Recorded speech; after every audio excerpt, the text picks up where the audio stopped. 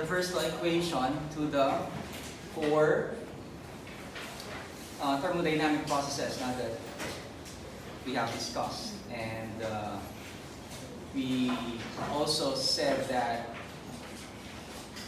for the systems that we're going to be considering, they are what? They are, for most of the cases, or not for most of the cases, they are considered to be stationary. Okay, sinabing stationary, what does that mean? After an interaction or whenever there is a thermodynamic process, okay, there is no what? There is no corresponding change in what? In the kinetic energy and potential energy as a whole. So I gave an example, our thermodynamic devices, like we call this air conditioners and heat engines. So as you can see, as a whole, diba?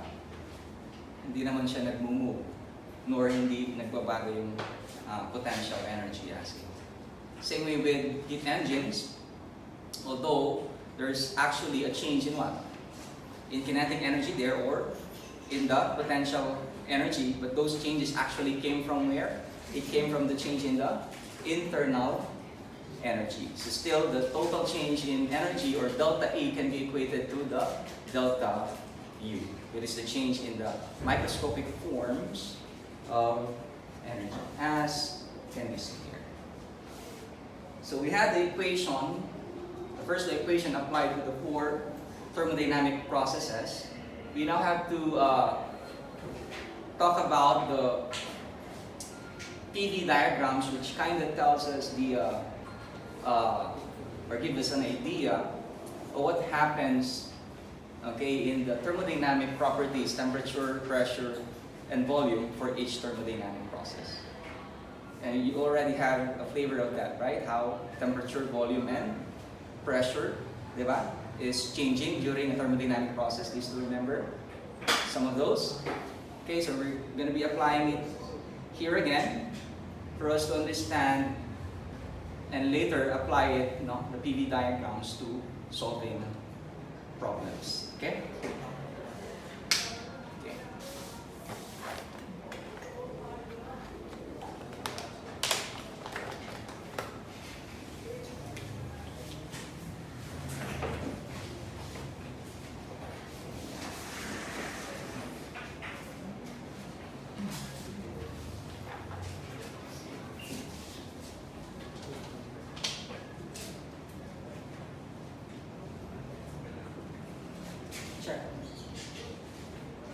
I have to make my writing a little bit bigger, di ba?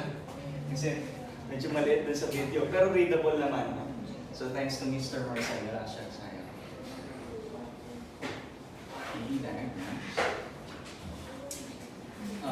First, we consider an isobaric process. So it has a diagram of this.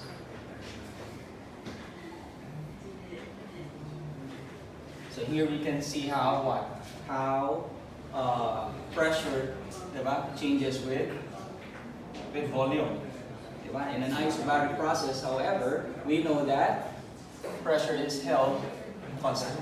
Okay, so we only have two processes naman. We have isobaric expansion or isobaric compression. So since the pressure is to be maintained, if I have a starting point here, or state 1, which basically gives us the static form, diba? Static forms of energy at that particular state. After an interaction or after an expansion, what will happen to the volume? It will increase while maintaining what? The pressure. Okay? So this is a PV diagram for an isobaric process, whether that be expansion or compression. 1 to 2 is just what? Expansion or heating. I can use the term heating also, since there is what? A change in temperature here. Diba? 2 to 1 on the other hand is compression. By the way, try to listen pa rin, ha? Kasi I'm quite distracted, no, if students are not listening. Although this is, no, this is being recorded, try to at least your eye contact or focus with me. Okay? So again, this is the PV diagram for an isobaric process. What about the next process that we had? Oh, by the way, I think the first one that we tackled was isothermal. Okay, so let's put it here, an isothermal process. Okay. So the temperature is to be maintained. Check. Is it kikita ba? Okay naman. So you start from reference state 1. And if you consider an isothermal expansion, what will happen to the volume again? It will what? It will increase, right?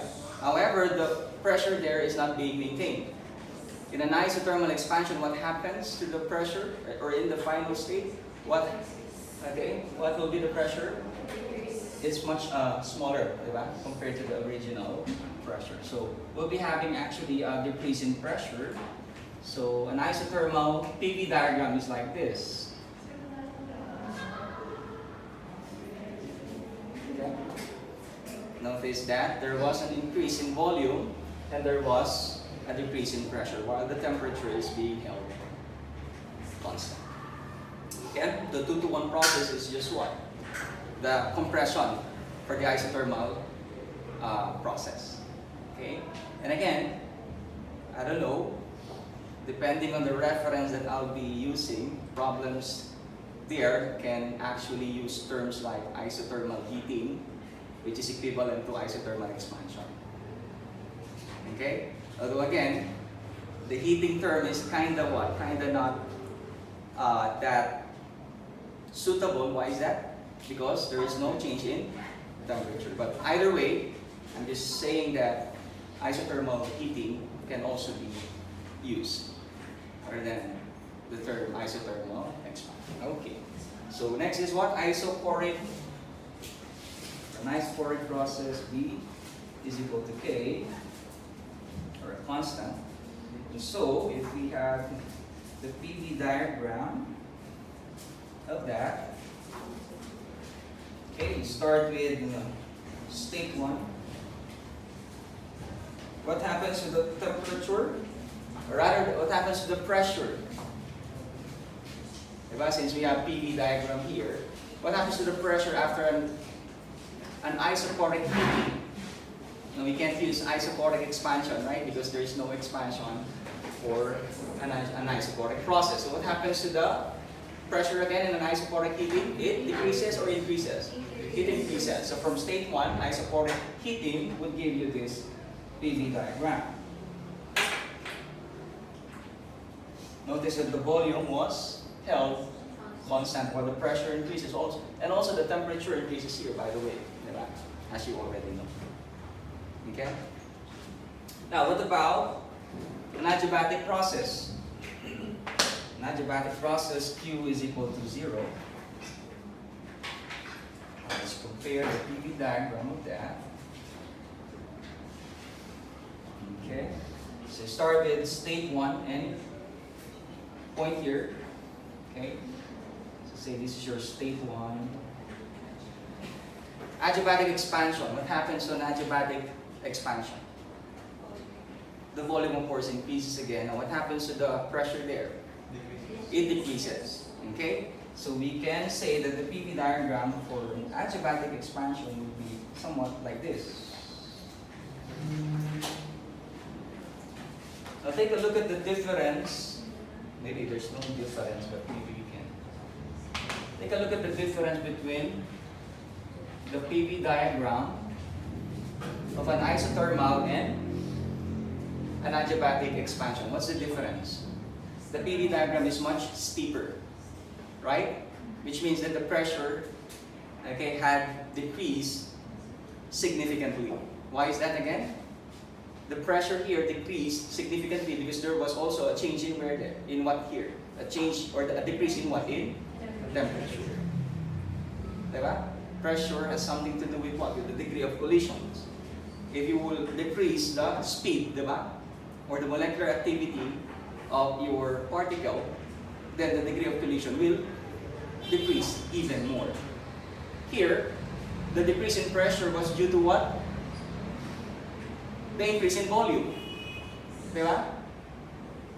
The temperature does not affect the change in pressure here. Only the what? Only the volume here, diba? Changes the, or has an influence, diba? Doon sa change in pressure. Do you follow? Okay, these are tackled naman na in your what? In your physics days, diba? If you may remember. So we're actually just refreshing things up. Okay. So any question on the PV diagrams for the 4 thermodynamic processes? None? Okay.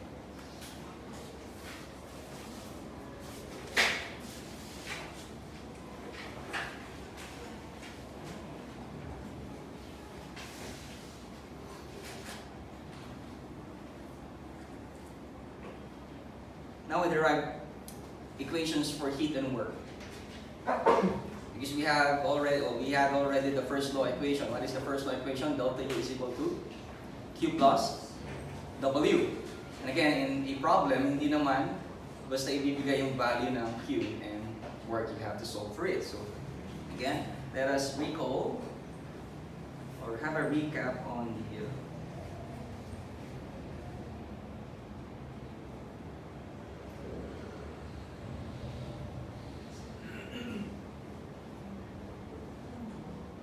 can you see it?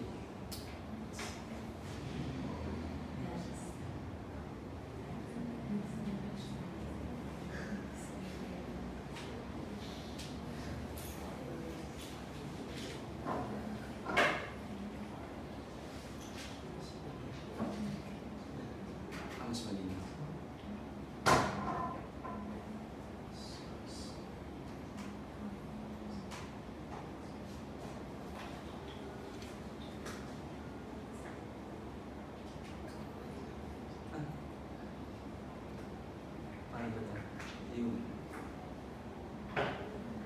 Okay, these notes that we're going to be using will be given to you. But can you see the heat capacity there? Can you read the definition? No? Let me check the saan. Oh my goodness.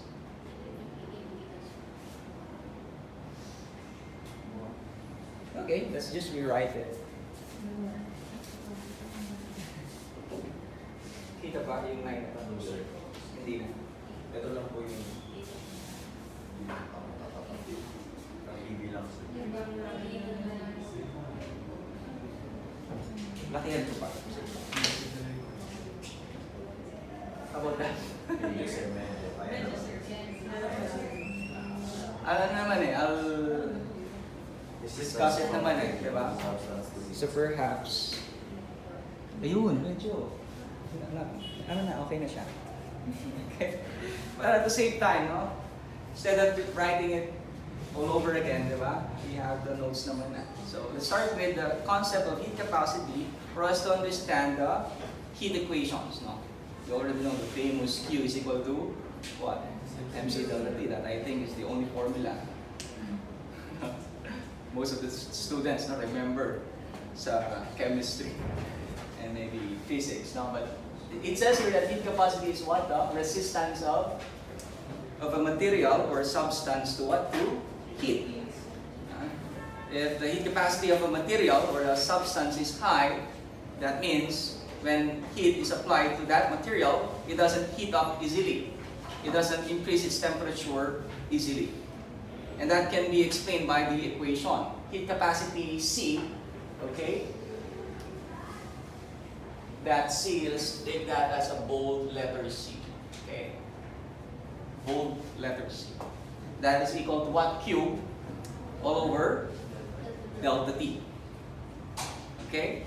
So it means that if Q is high and delta T or change in temperature is small, the value for C is high. That explains the definition, right?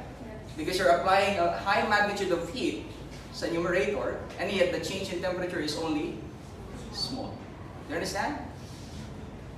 So that is your heat capacity. Of course, you have the definition from your physics and chemistry books, but this is kind of much more simpler and more understandable. Okay?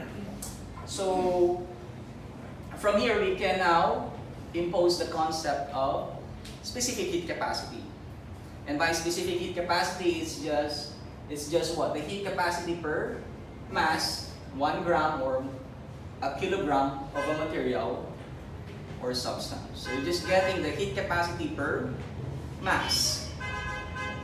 Okay. So let's explain that further before we proceed to the derivation of formula here.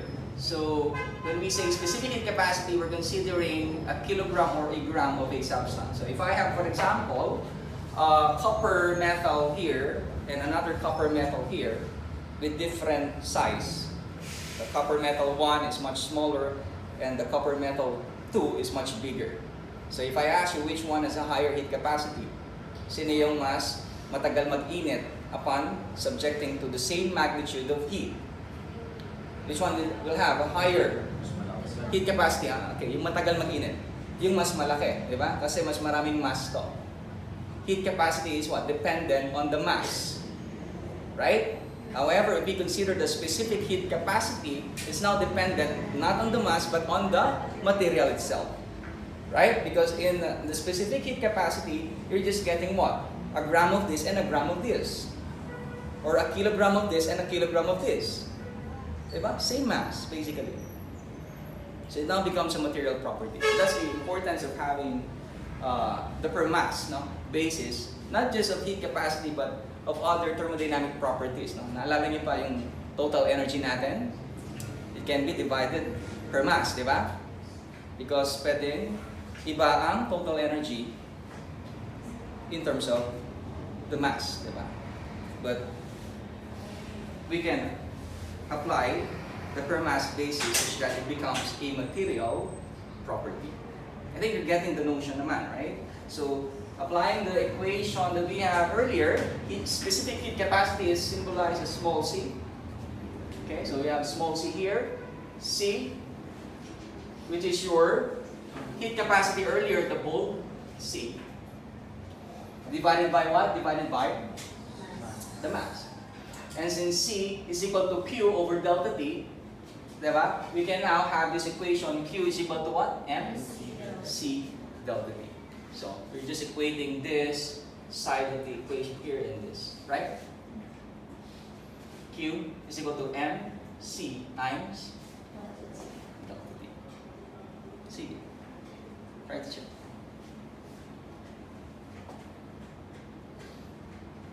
Okay, first this is the mass of the substance or the system that we are considering. Now, since we are focusing on a gas as the system, it's not really appropriate to express the amount in terms of kilograms or grams, right? Right? Maybe it's a little bit applicable to liquids, di ba? But more appropriately for solids, di ba? And for gases, like an ideal gas, it is much more proper to use what? The amount in terms of what? Of mole, diba? In terms of mole, rather than the mass. That's why we have instead the molar heat capacity. Not the specific heat capacity, but the molar heat capacity. Do you understand? Okay, so what would be the corresponding equation for that? So the same thing as specific heat capacity, this is just what? The heat capacity of what? Of a mole of a substance, or material. So you apply the same.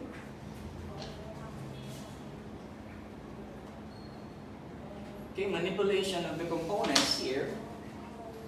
We're now using C na hindi bold. Okay, kasi yung bold C ay para sa heat capacity. Kapag C na malaki, hindi siya bold letter, we're considering molar heat capacity. Okay? So, C is equal to bold C or heat capacity divided by N. Kanina naka per mass, ngayon naka per mole. Diba? And you will have the equation upon applying the formula for heat capacity here, you will have this equation, which is equal to what? Q is equal to N big C delta T. So this is the one that we're going to be applying to solve the problems. Understood? Applying now the equation for Q for the different thermodynamic processes, diba? We will have these.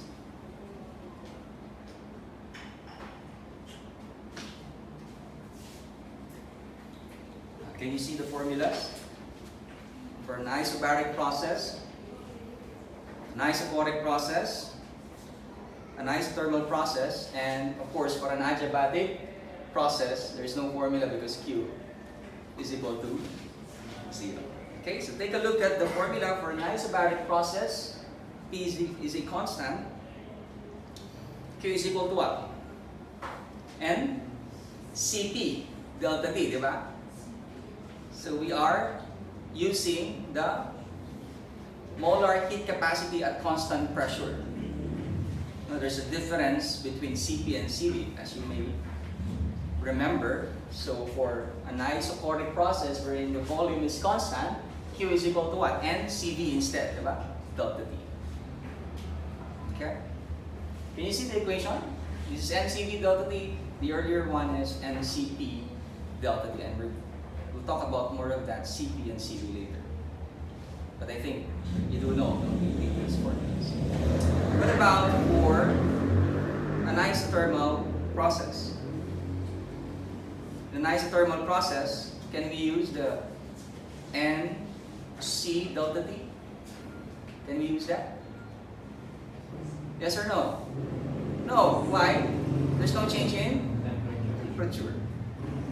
Okay? So the equation for an isothermal expansion, no? The Q there is equal to this. But how come, no? That Q is equal to nRT ln Vf over Vi. So we'll leave a space, no, for this equation. We're going to be deriving this later. Okay? You remember that in an isothermal process, delta U is equal to what? To Q. Right? Or rather, delta U is equal to 0. Kasi akala ko Q.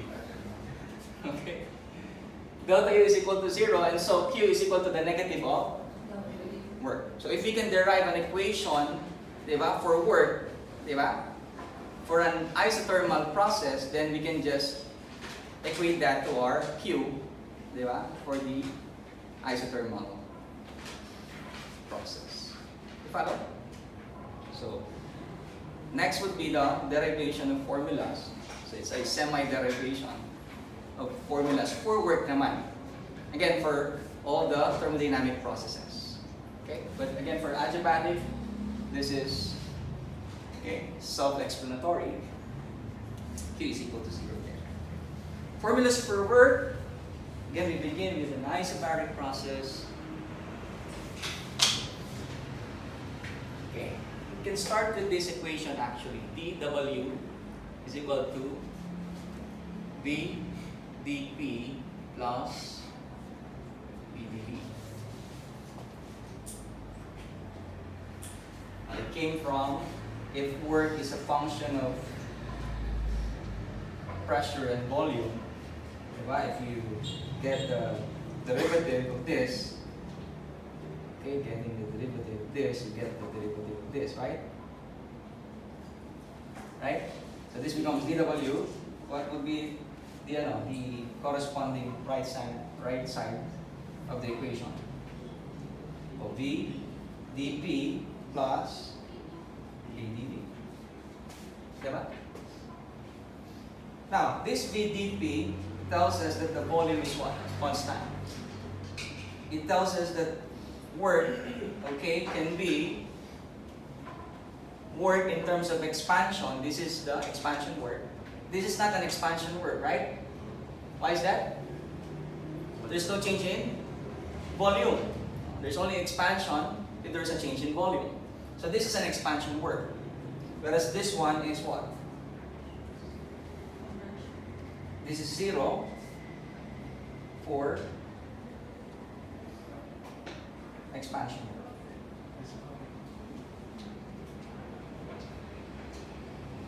Okay? This is actually work done for an open system.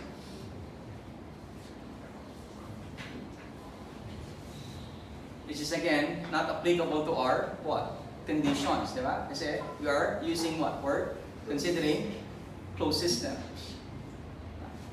Okay, maybe an explanation would be if I have an open beaker here with a gas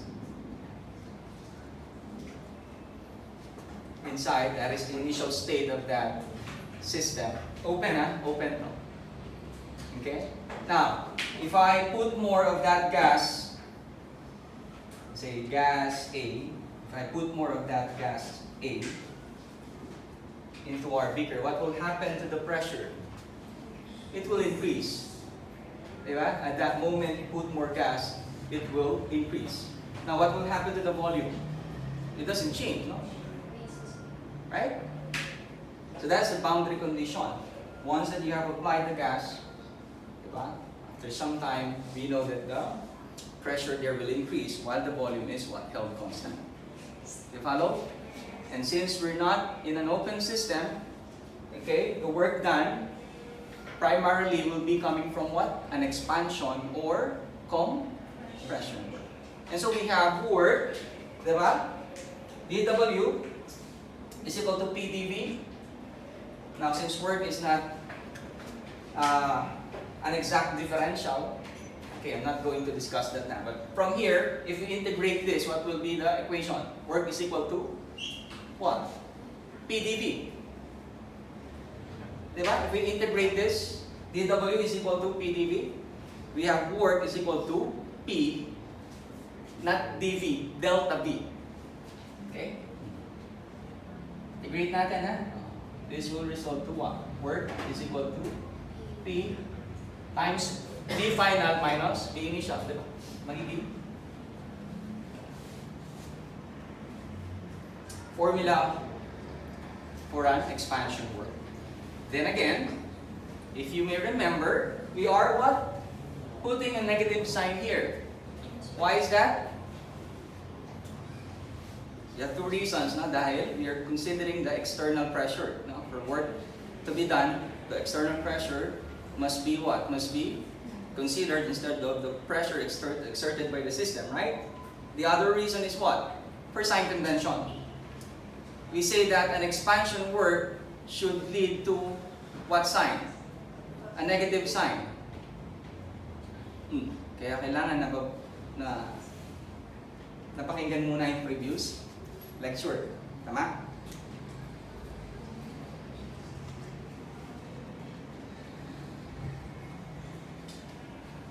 Again, the other reason is what?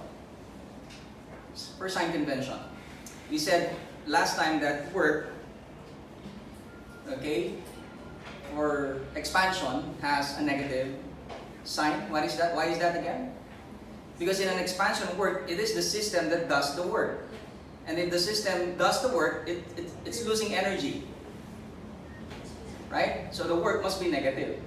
Whereas if the surrounding is the one that imposes the work to the system, since the system is receiving energy, compression work will give us a sign of what? Of positive. That's why we have a negative here. Diba? Kasi tingnan mo, if expansion, what will be the delta T? Positive, diba? Kasi V final minus V initial. Positive yon. So, since may negative ka dito, it satisfies the sign convention. Kung hindi mo lalagyan yan ng negative, mababago yung sign convention. Which is, ano naman, no, nagagamit din sa ibang reference. Pwede rin yon.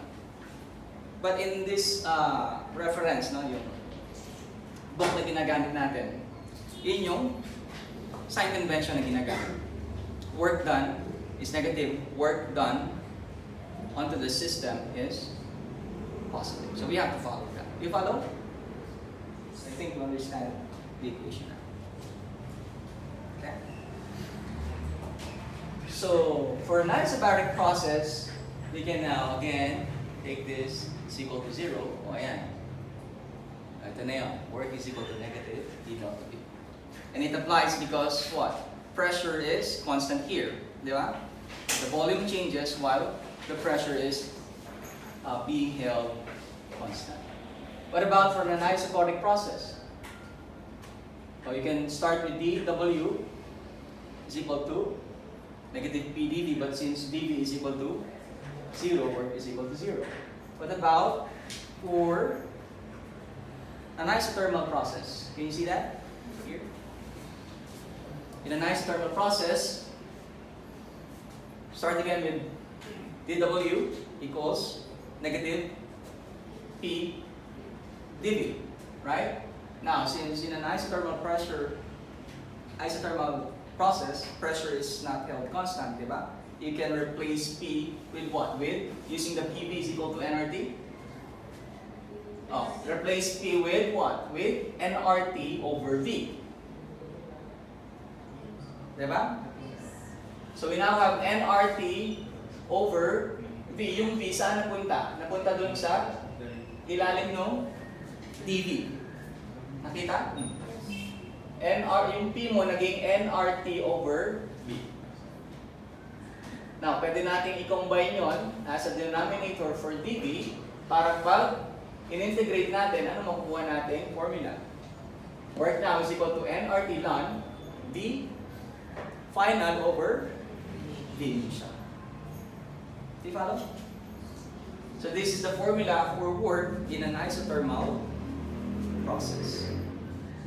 Notice that the sign here will change depending on what? Depending on the mechanism, di ba? Whether it's expansion or compression.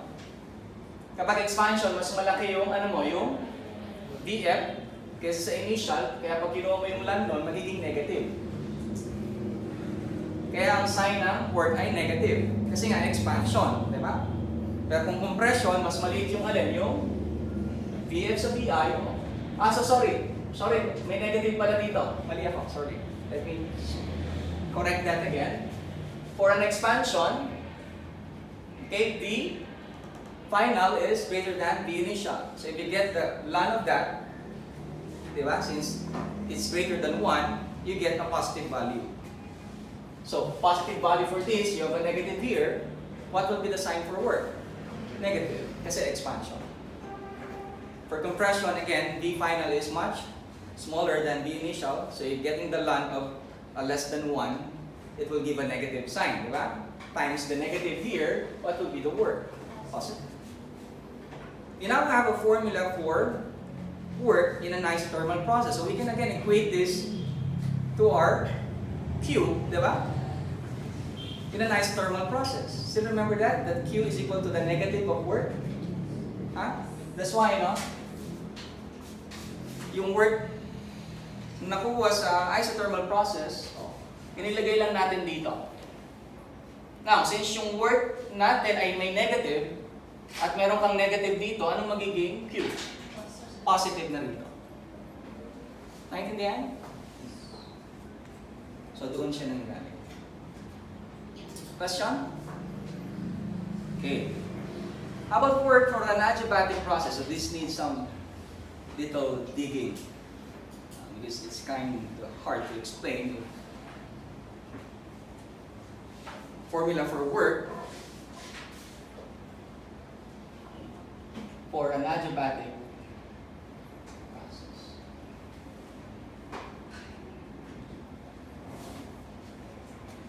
Okay?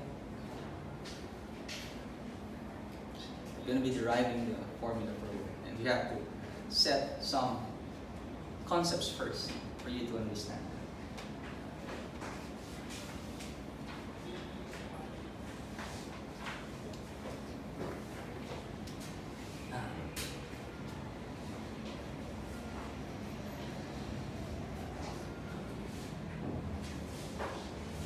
Okay, let's begin with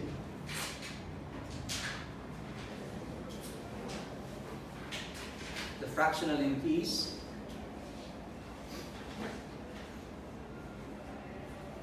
for the types of gases, we all know that Cp is greater than Cv.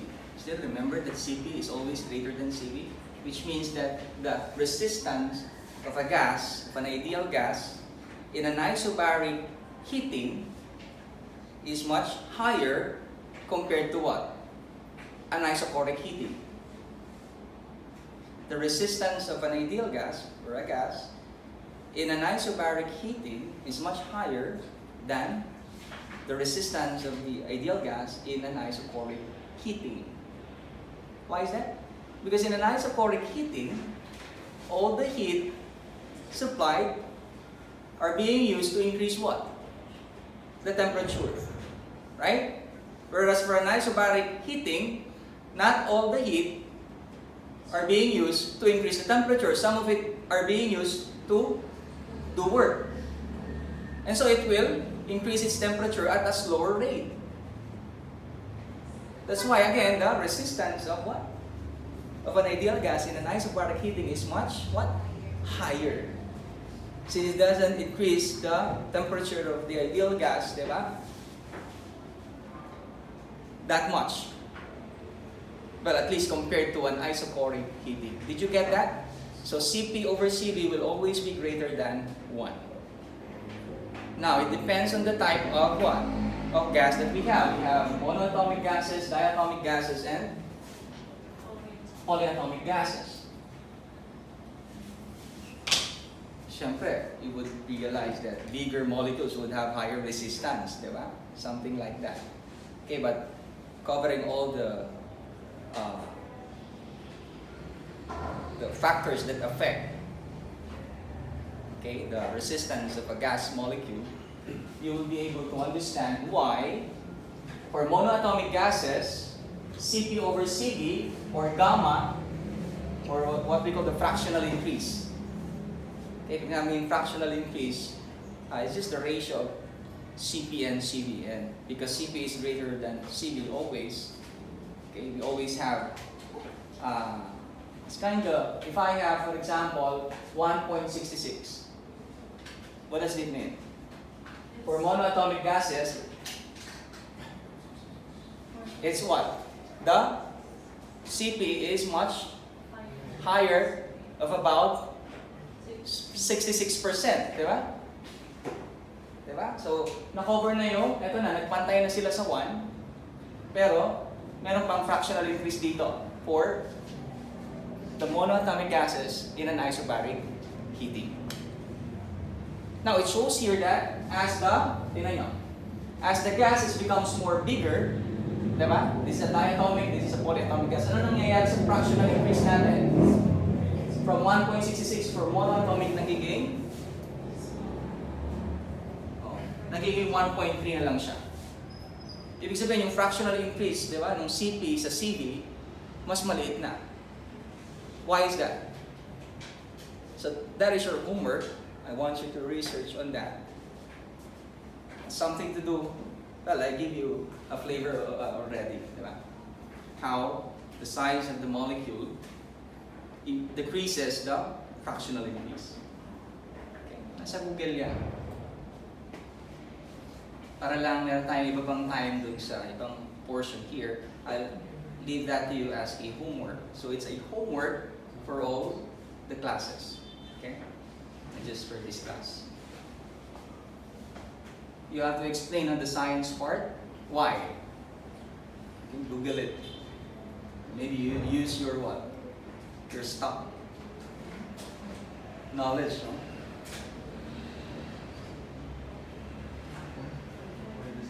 So later you'll see that the fractional increase for each type of gas will be used for the problem solving part. Okay? Gagamitin natin yan for the problem solving.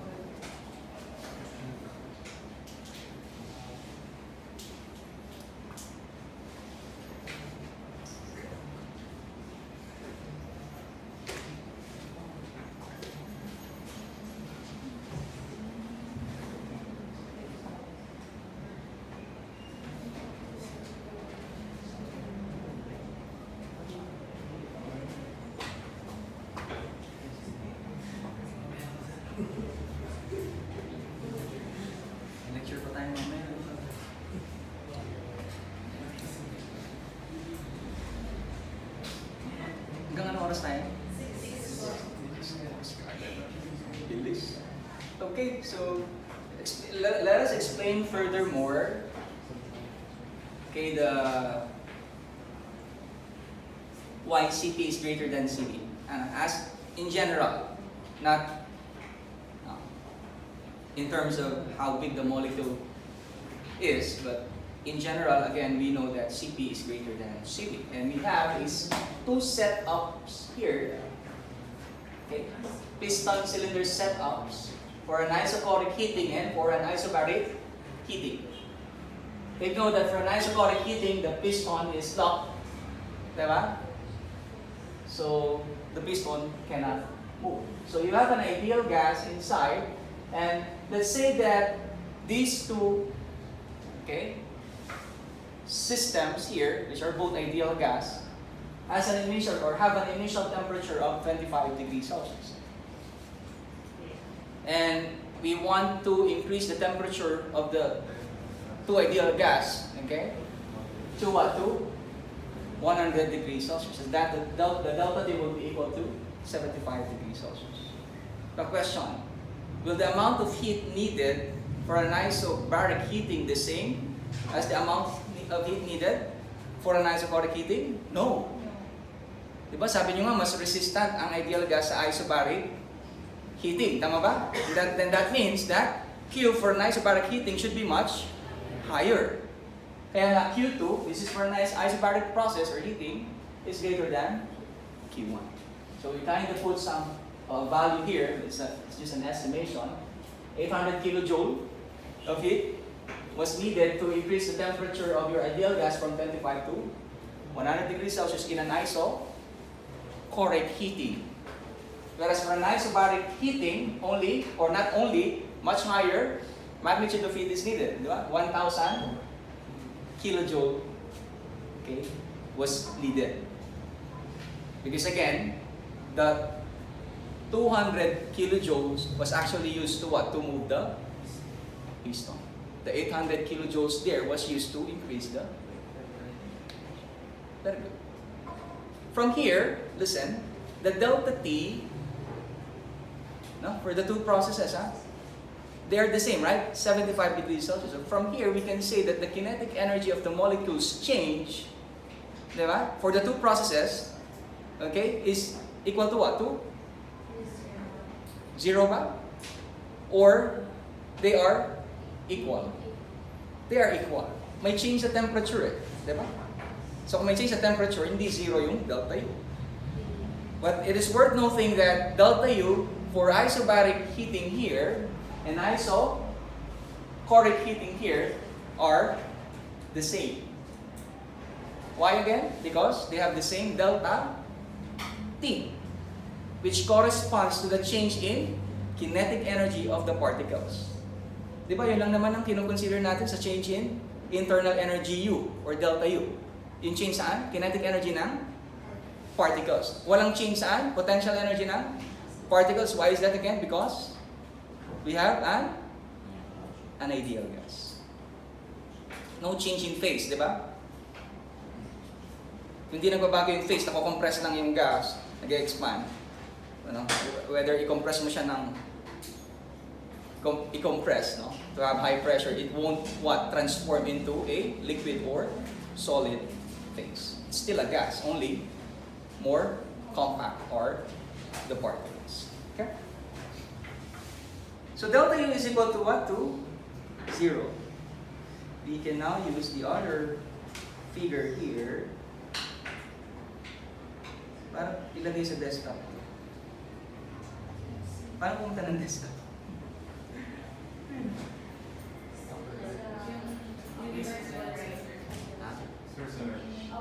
Upper right.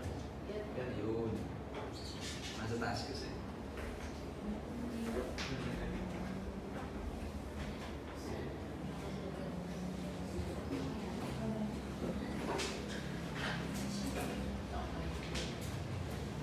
How about that? Nakikita ba?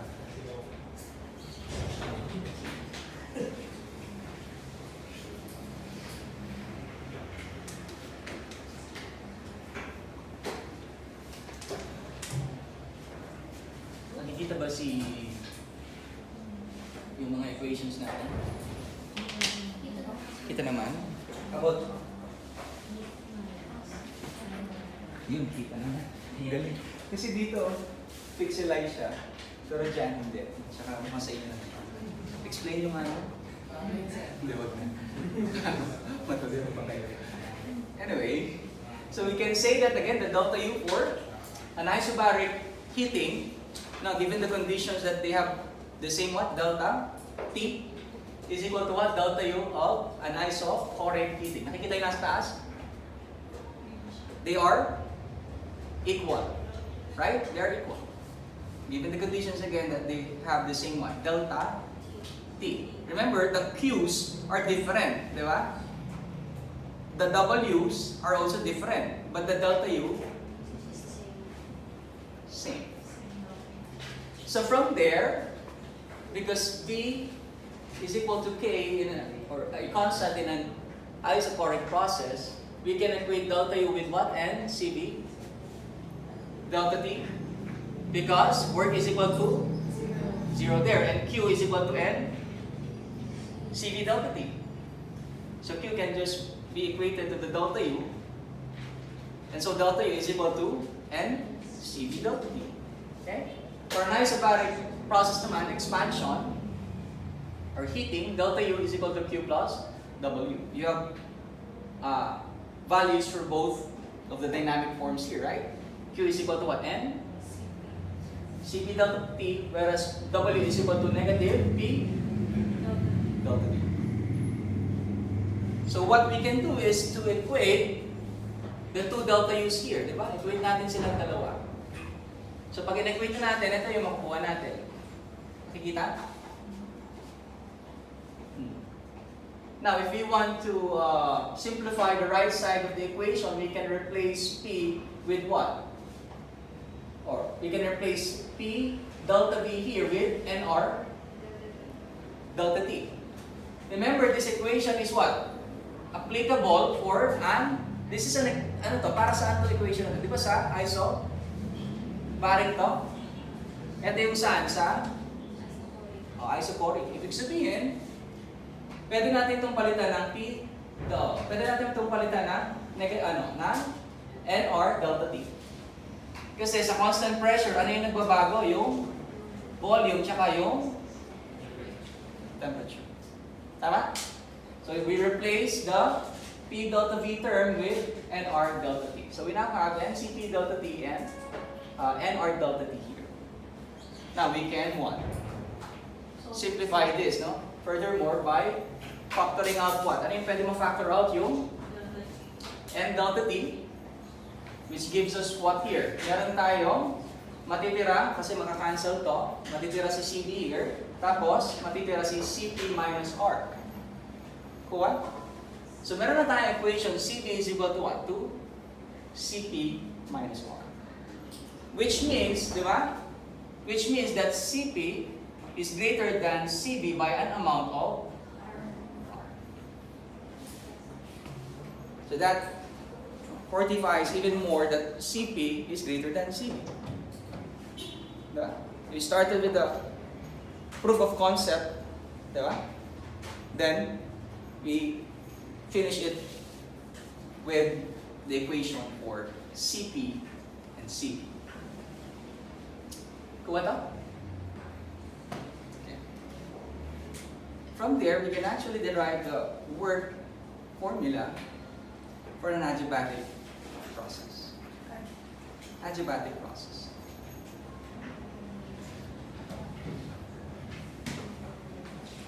Ano tayo? Concept to understand what? The or why CP is greater than CB, di ba? But from the notions that we had, the formula for work can actually be derived for an adiabatic process. Di ba wala pa tayong formula for work sa adiabatic process? No. We left the space there. For Q, in an adiabatic process, it's just equal to 0. Pero paano yung formula ng work sa adiabatic process? Okay? Whether that be compression or expansion. Okay? Galing, meron na nakasulat. So, dali na explain.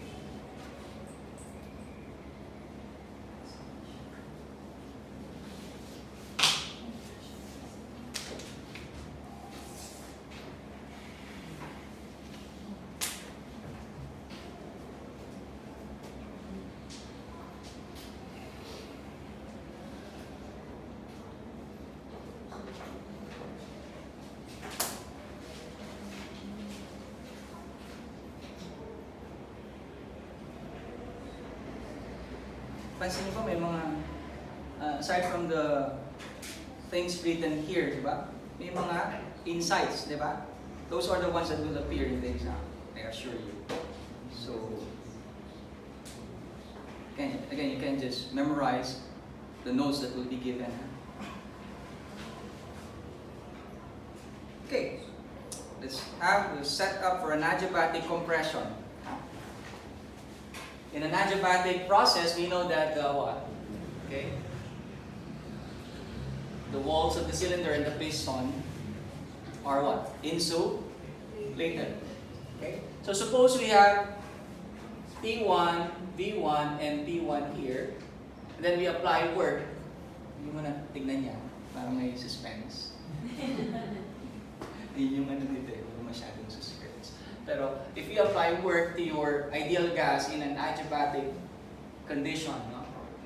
It will what? It will of course change the temperature to T2, V2, and P2, diba? And you know the corresponding changes for an isobaric compression. Now let's say that the delta T here, okay, T1 is 25 degrees Celsius and T2 is what? 100 degrees Celsius. Okay? Take note of this process. All the energy imposed or applied to the system was used to what? Increase the temperature. Tama ba? Well, the pressure also increases there while the volume decreases. But in terms of temperature, lahat ng energy na sinupply natin, ginamit para saan? Para pataasin yung temperature. Meron ba tayong ganong concept dun sa previous two processes na tinakal natin, na isobaric heating and isobaric heating? Still remember, sa isobaric heating, yung Q na sinupply mo, ginamit lahat to what? To increase the temperature from 25 to 100 degrees Celsius. Tama ba? Such that the formula for Q for an isobaric heating was actually NCV delta T. Follow? That's the same concept that we're applying here, only we apply a dynamic form that is work, not heat. But same what? Same effect, diba? The delta T increases because of the supplied energy. And so we can say that work for an adiabatic compression can be equated to what? NCV delta T. Do you understand? Because we have equated the NCV delta T to what? The Q of an isobaric heating. Diba? The Q supplied to an isobaric heating was all used to increase the temperature. Same thing as for an adiabatic compression, all the energy supplied was what? Used to increase the temperature. Yun nga lang, hindi Q yung dynamic form na sinupply. Ano yun? Work. Do you understand? So we have NCV delta T for the work of an adiabatic process. Again, it depends on the delta T. Diba? Kapag compression, ano yung delta T mo? Positive or negative? T final minus T initial. Positive, diba? Mas mataas ang temperature kapag na-compress na. So positive to, ano magiging formula or sign ng work mo? Positive din. Kasi nga, work is done onto the system. Kung expansion naman yan, same formula, magbabago lang yung sign ng delta T, and so yung sign ng work. Yes, sir?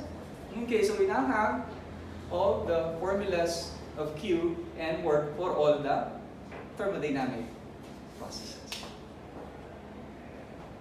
Okay, but upon the derivation, I hope you understand some insights. Okay?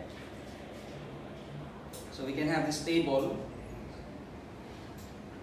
Nakikita ba si table here?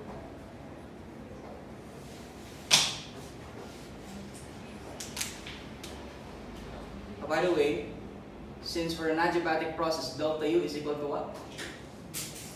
The work done, no? Kasi Q is equal to 0. Then delta U for an adiabatic process is also equal to what? And CV delta T. Oh, huwag kayong malilito, sir. Yung CV, di ba pang isoporic yon?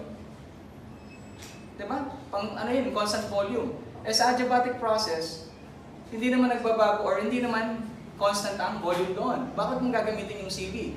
Nakukuha? So, wag ganon ang approach kasi malilito kayo. Kaya nga we use the concept of what? If the energy used or supplied is all or are all used to increase the temperature, whatever is the equation there can be what? Applied to other dynamic forms of energy that are used to increase the temperature. Okay. And so we have the PVT relationships that you're gonna be applying again. So this was discussed in your what? Chemistry days, di ba? Or chemistry years. Sino bang maraming take sa chemistry dyan? Nahirapan din ako ng chemistry, no? Gusto ko physics. Anyway, for a constant temperature, pressure, volume, and constant heat, or rather an adiabatic process, we know that for an isothermal process, PV is also what? A constant, naalala?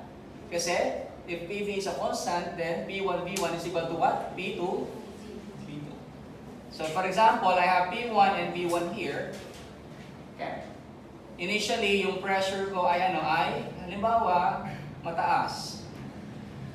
Sa mataas na pressure, meron kang maliit na na volume. Tama? Pag nag-expand na, nagkaroon na ng process, ng interaction, ano mangyayari sa volume? Tataas to, di ba? Ano mangyayari sa pressure? So hindi nagbabago yung product nila. PV is a constant for T constant. Follow? The same thing applies to your isobaric and isoporic. Gas loss lang to, di ba? So sa isobaric naman, hindi na kasama sino? Si P. So si V na at si T yung involved. And we know that V over T is a constant. Which means that we have V1 over T1 here equal to V2 over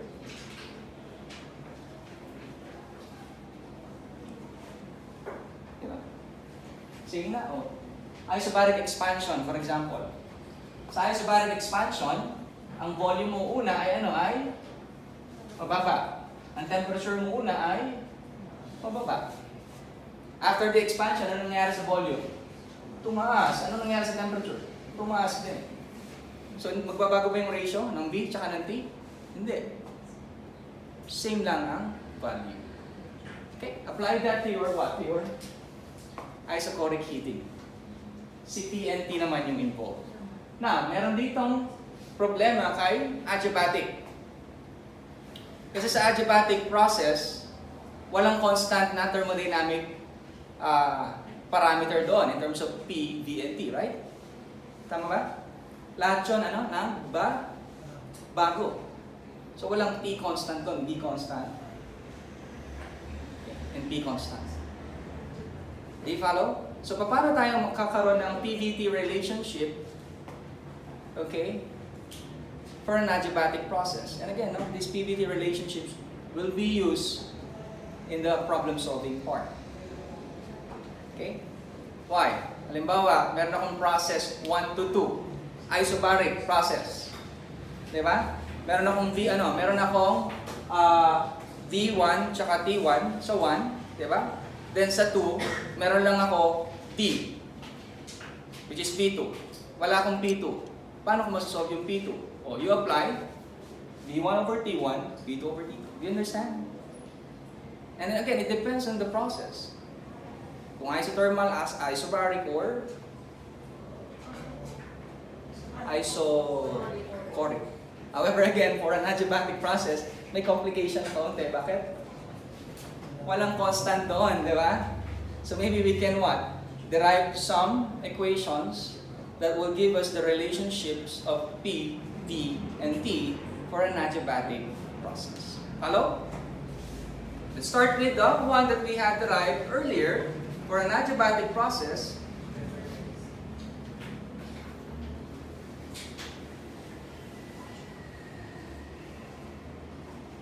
Can I make it a little bit smaller? Ayun. Para may konting suspense. Take a look at the starting equation that we have here. Top equation.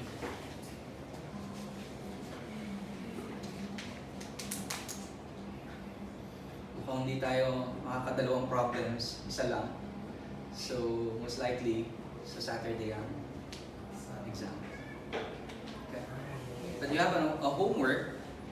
Okay. Later, I'll reinforce that with part 2, which is the problem solving part. Okay. The first item nyo is what? About CP and CV, di ba? Of the types of gases. Later, I'll reinforce that with a problem item. Okay. So take a look at the equation. What do you have there? Top equation, negative PdV is equal to dW is equal to NCV delta V. Okay. This is for an adiabatic process. Q is equal to 0. Remember this equation here, yung starting equation natin, ito yung starting equation natin, di ba? Ito, applicable yan sa lahat ng processes, ha? Applicable yan. Ito lagi yung start natin nung dinerive natin yung equations for work, di ba? Tama? So, ganun din saan? Sa adiabatic process. No? We start with dW is equal to negative PdV. However, since we know that work is equal to what? NCV delta T, we can put the NCV dt there. Do you follow? Ha?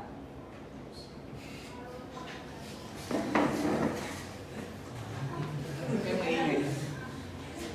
Buburahin naman natin ito. Buburahin ito pa. Kaya magsusubok sa. Okay, so we have dW here equal to negative PdV. And this is what? NCV delta T, which we already know. Why, no? Because of the earlier concept. But, okay, let's take a little concept here. You might want to ask, sir, how come na, what do you mean by D, by the way? Small, very small change. Kasi yung delta, dahil in-integrate na yung alin, yung D, lumaki. Diba? Pero before integration, that's just D or a small change only. You may want to ask, sir, how come na in an adiabatic expansion, for example, we can have this equation also? Eh di ba ang pressure doon nagbabago after it expands? Right? Yes, there was a change in what? In an adiabatic expansion, if we're going to consider bit by bit, no? Yung expansion niya, ibig sabihin, consider mo maliit na expansion muna and then maliit ulit hanggang sa integrate mo nga, di ba? And you have the final delta V. But bit by bit there, we know that if we have a small change in volume, dV, the pressure there is what? Almost unchanged. Di ba? Kaya nga, hindi natin pwedeng gamitin na if this is what? Work, then equate natin saan? Sa P, delta V. Hindi na ito pwede. Kasi you're considering a big change there, right? And the pressure there for an adiabatic compression or expansion is changing. So you cannot use this. Kaya ang starting equation natin, dun sa maliit na D muna. Diba? Kasi that applies for all what? The processes. For a small change in volume, the pressure there is actually almost unchanged. So we can say that P is a constant. Okay?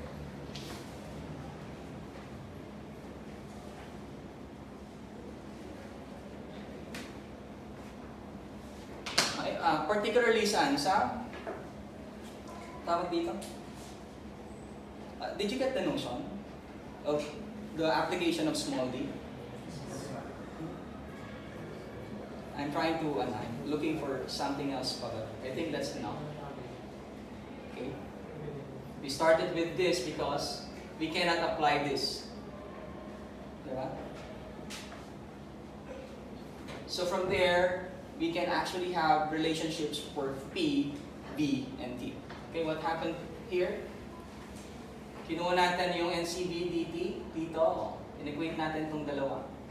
Tinanggalan natin to, si dw. Okay. Now, since P can be in terms of what? nRT over V. So, nakita nyo, yung P naging nRT over V. We did that para meron muna tayong relationship between what? Between T and V. Because we can have a relationship for all the three thermodynamic parameters T, B, and V. So we started with what? With V and T muna. Kaya tinanggal muna natin sino? Si P. Okay? So with that, ano yung maka-cancel? Si N. So we have this, that, si T napunta rito. Diba? Then, what happens here is that yung R natin, ginawa natin in terms of what? CP minus CD, which was derived earlier. Diba? Such that if we put the CD here, dun sa denominator, o ilagay natin dito, si CD. Ano mangyayari? CP over CD, ito yon minus CB over CB, which is 1. Okay? That happened para ma-simplify pa natin yung equation because CP over CB is a gamma, or the fractional increase. Okay? So we have this left side of the equation and right side of the equation. What happened next was yung right side equation nilagay natin sa left side. Kaya naging positive na dito. Kuha? Okay? And of course, 0 tayo dito. Now, we can now integrate this. Pag in-integrate natin, ano mangyayari? Ln T plus y minus 1 ln T is equal to a what? A constant. So you now have ln T plus ln T raised to y or gamma minus 1, diba? It can be translated into that form is equal to C or a constant. Okay? So if we, what do you, ano nga ito? Exponent, no? If we get the exponent of both sides, what will happen? Constant pa rin to, then mawawala na yung ano dito, yung ln. Magiging ano na siya, TV. Pwede na lang po.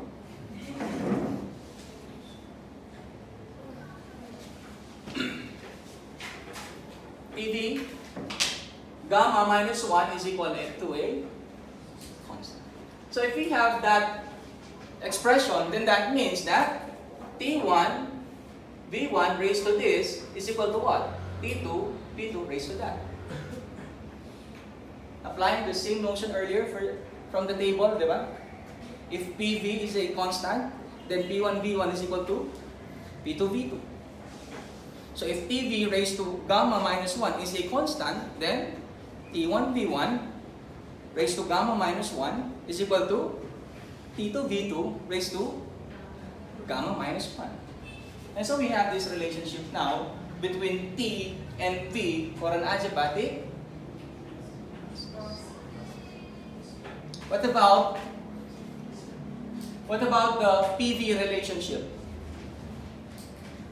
Diba? Hindi pa involved si pressure kasi lumit natin siya kanina. Right? So what can we have? The PV relationship, since we're considering ideal gas. We started with this equation. Ito yung na-derive natin equation kanina.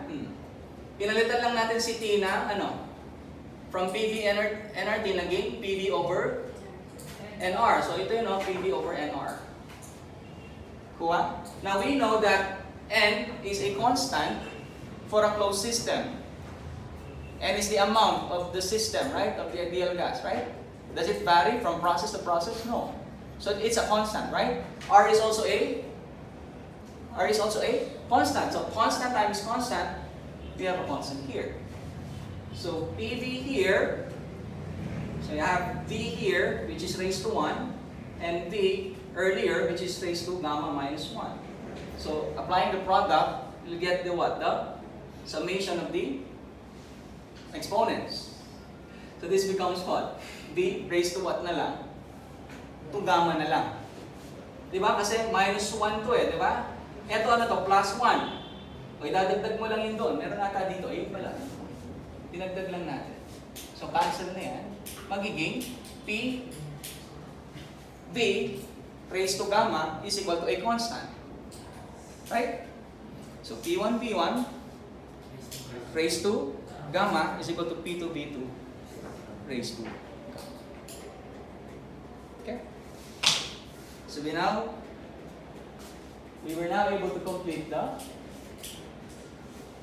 So yung nag-derive natin yon, ito lang, ilagay natin dito. This is also PV raised to what? You put here the corresponding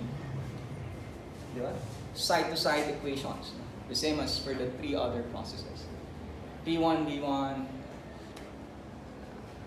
P1, V1. Understand? Hindi tayo umabot sa problem. Pero let me give you a hint, no? Or a flavor of the problems that we're going to be having.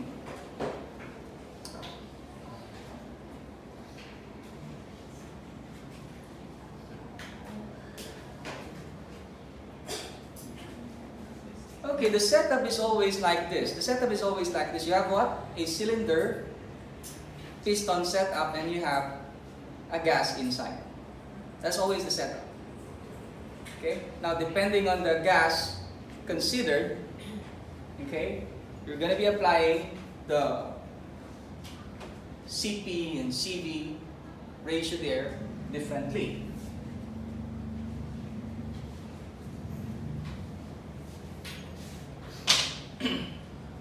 So kindly, the cylinder contains, sige. The cylinder contains oxygen at a pressure of 3 atmospheres.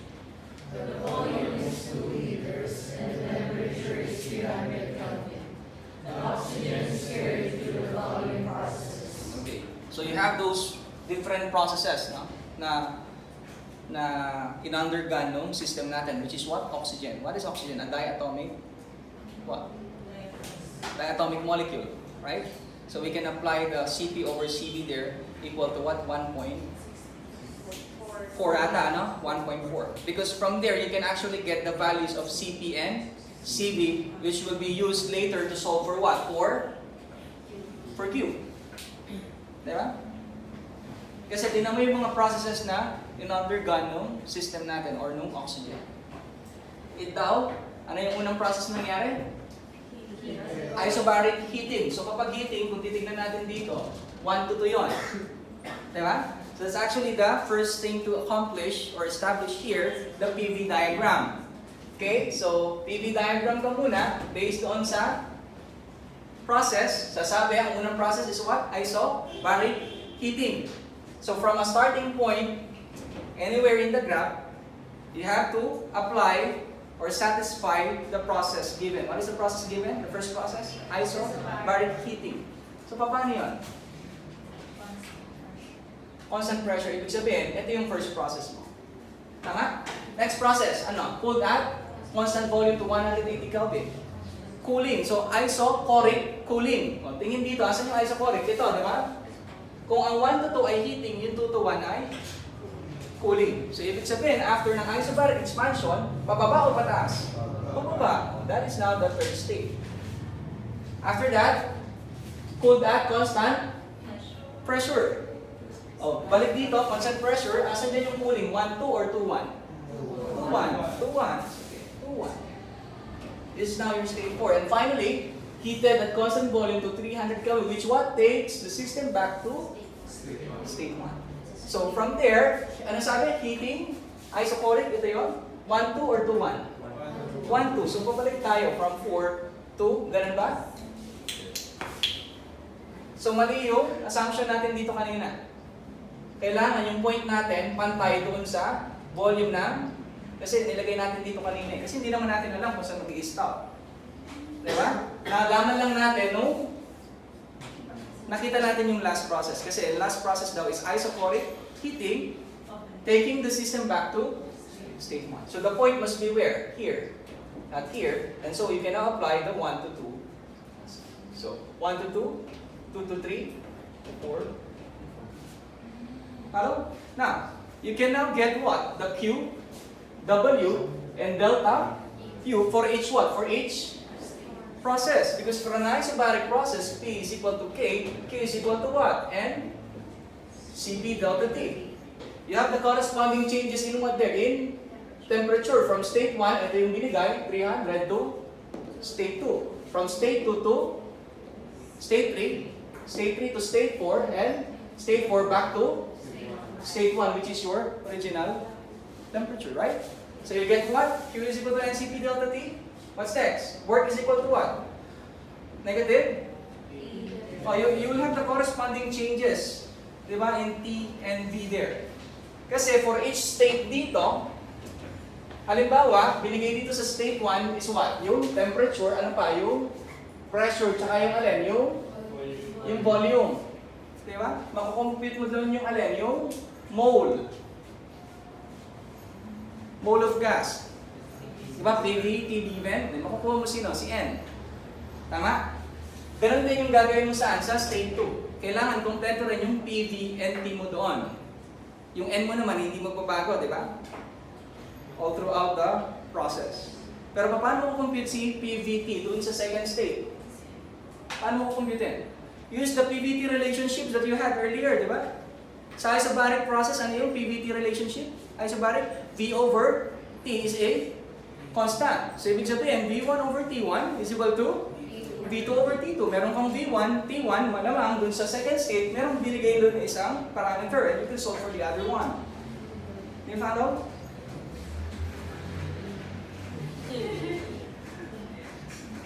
Para next time, mag-solve na lang tayo.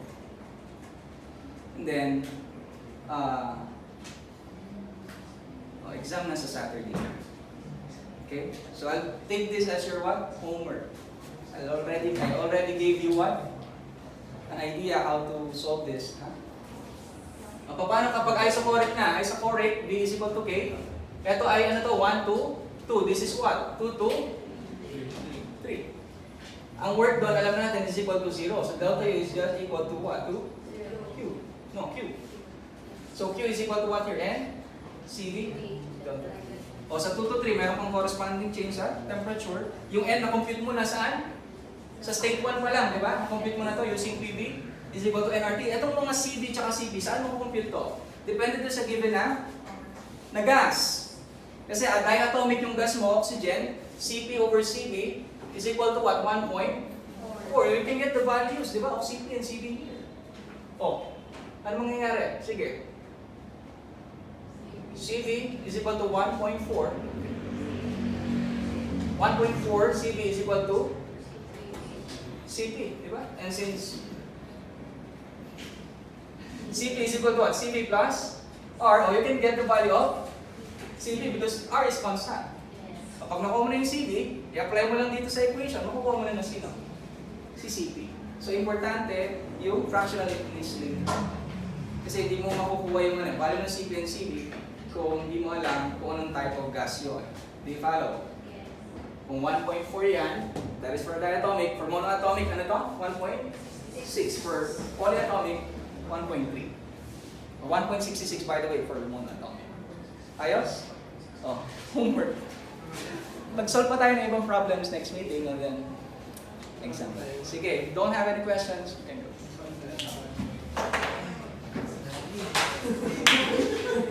Patay na. Baka may mga record pang